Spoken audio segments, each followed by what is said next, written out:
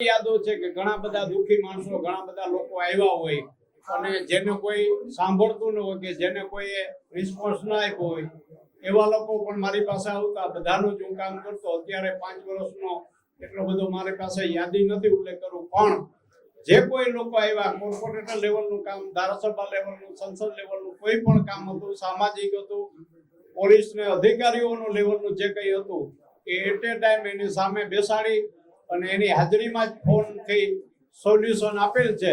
અને એ વાતનો મને સંતોષ છે. નહીં, મંત્રીઓને ગ્રાન્ટ નથી, મંત્રીની રિક્વેસ્ટ ઉપર એના વિસ્તારમાં વાપરેલી ગ્રાન્ટ છે.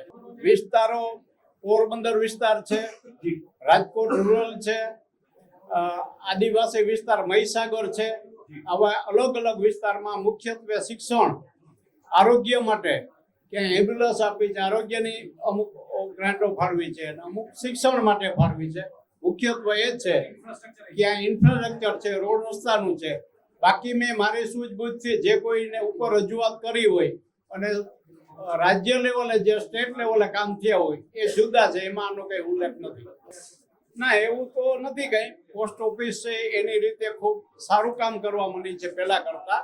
અને જ્યાં જ્યાં જરૂરિયાત હોય ત્યાં અમે ઘણા એવા વિસ્તાર હોય કવર ન થતા હોય તો અમે પ્રોફેશનલ રીતે અથવા તો માનવતાના ધોરણે કવર કરતા હોય છે.